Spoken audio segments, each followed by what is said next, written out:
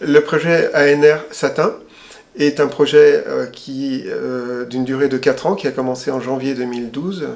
C'est un projet qui est financé par l'Agence nationale de la recherche et qui a été labellisé par le pôle de compétitivité Valorial et également par le pôle de compétitivité Plastipolis. Les partenaires du projet Satin sont soit des partenaires académiques, soit des partenaires industriels. On compte sur la partie académique le laboratoire de génie des procédés de Oniris Nantes, le laboratoire génial de AgroParisTech et le laboratoire sur les procédés agroalimentaires à Irstea à Rennes.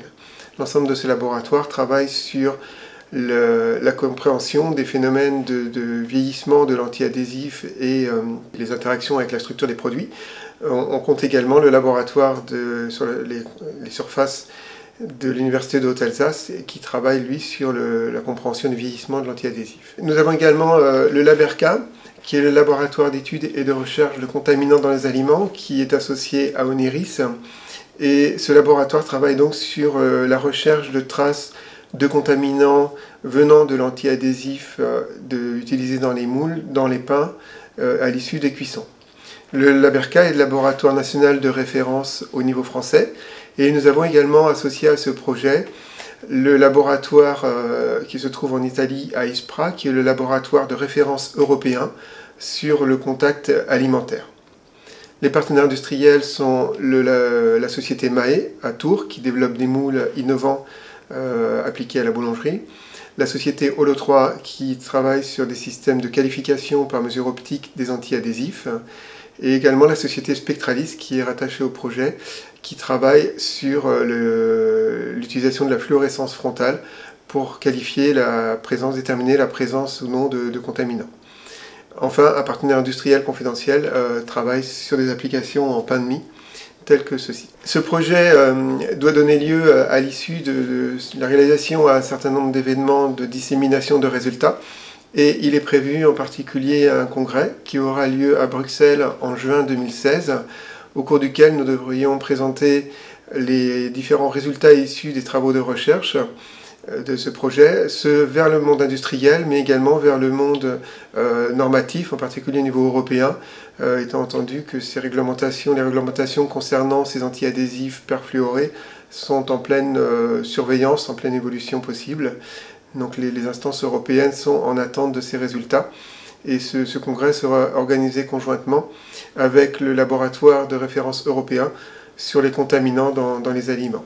Le projet Satin, donc Satin signifie Safe Thin Bread en anglais, c'est-à-dire des pains sains au niveau de la qualité de leur structure et de la qualité de contamination également. Le projet Satin vise à 3 objectifs principaux. Un premier objectif concerne la compréhension des phénomènes de vieillissement des antiadhésifs perfluorés.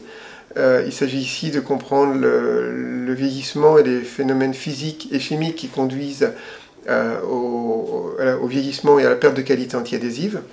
Le deuxième objectif concerne les problématiques technologiques de démoulage des pains, à savoir que l'antiadhésif est là pour faciliter le démoulage et lorsqu'il est trop usé, eh bien sa fonction antiadhésive n'est plus assurée.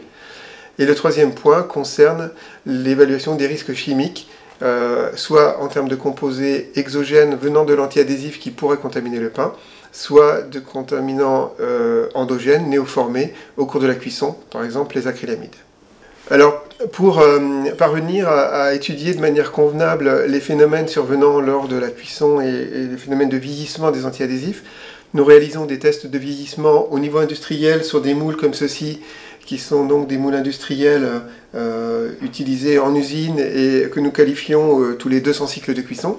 Nous avons également mis au point un robot qui est équipé de moules miniatures de cuisson comme celui-ci, sur lequel nous pouvons réaliser des tests de vieillissement accélérés, où on va pouvoir réaliser 200 cycles de cuisson en environ 2 semaines. Donc ce système de vieillissement accéléré permet de qualifier les moules et de mieux comprendre les phénomènes de vieillissement de l'antiadhésif.